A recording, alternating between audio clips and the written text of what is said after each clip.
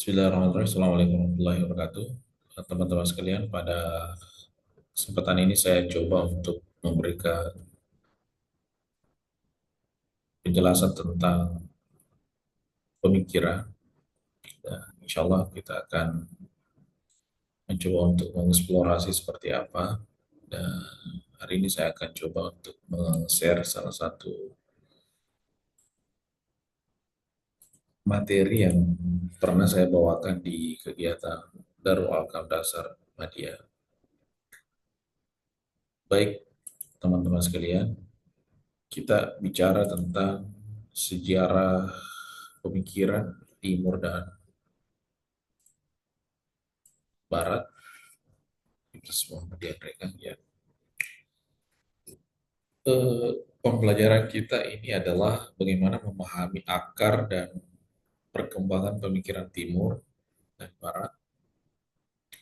Terus bagaimana mengetahui tokoh-tokoh sentral dan kontribusi pemikiran mereka, serta kita mencoba menganalisis perbedaan dan persamaan antara pemikiran Timur dan Barat, dan yang terakhir adalah menilai relevansi Timur dan Barat.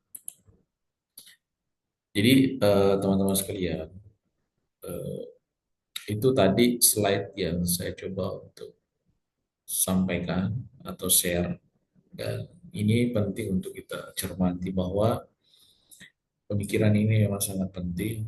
Tanpa kita sadari, tanpa kita ketahui secara mendalam, kita bisa terhegemoni dengan pemikiran-pemikiran. Ada yang memisahkan antara Barat dan Timur, ada juga yang secara kompleks memahami satu kesatuan dan banyak hal untuk kita bisa ketahui tentang fenomena pemikiran ini. Yang selanjutnya di pembahasan itu yang menarik adalah seperti apa sebenarnya konsep pemikiran manusia yang terbentuk dari refleksi terhadap ekstensi alam dan nilai-nilai. Yang kedua, Timur dan Barat ini memiliki karakteristik filosofis yang berbeda, namun saling melengkapi. Jadi kalau kita bandingkan antara Barat dan Timur ini, secara filosofis itu punya perbedaan, ya. Sehingga menjadi bahan kajian keragaman epistemologi secara global. Kalau kita menyimak bahwa pemikiran Timur itu sifatnya spiritualitas dan intuisi, mengutamakan harmoni, keseimbangan, dan persatuan.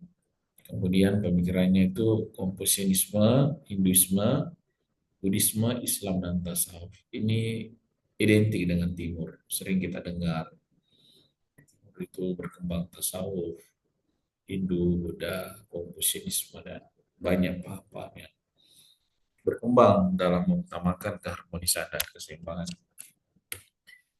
Ya, pernah kita mendengar tokoh-tokoh misalnya Konfusius, Tiongkok, etika sosial dan moralitas, Laozi misalnya, Taoisme, Siddhartha Gautama, Al-Farabi, Al-Ghazali, Ibnu Sina, dan beberapa tokoh yang lain. Kemudian Barat juga itu kalau kita cermati itu sifatnya rasional dan logika, mengedepankan analisis kritis, sistematisasinya sangat bagus, berkembang misalnya di eh, abad pertengahan, Renaissance hingga modern. Pernah kita biasa mendengar Socrates, Plato, Aristoteles, Thomas Aquinas, Descartes, Kant, Hegel, Nietzsche, Foucault, Derrida, dan tokoh-tokoh pemikiran Barat yang kita kenal.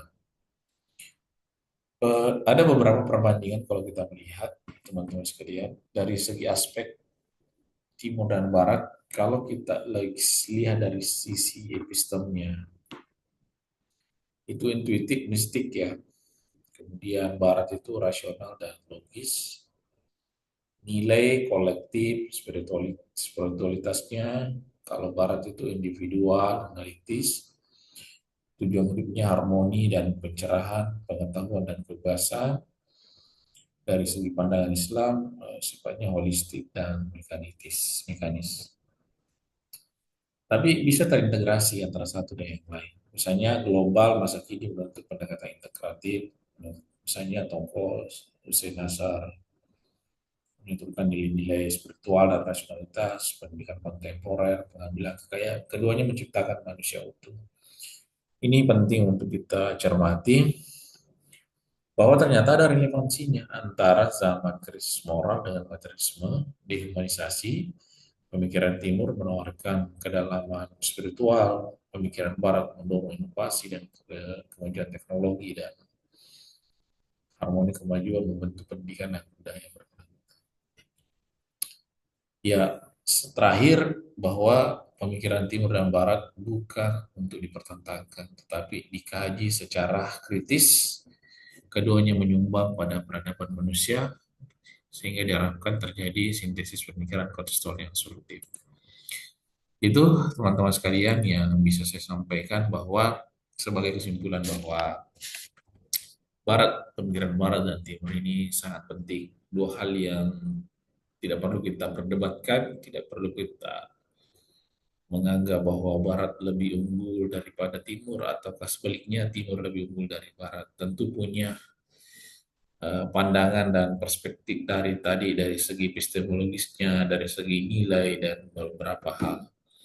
Yang jelasnya intinya bahwa mari kita integrasikan antara Barat dan Timur. Dan ini sebenarnya sudah berjalan, sudah semakin kompleks hari kita yang kita lakukan hari ini.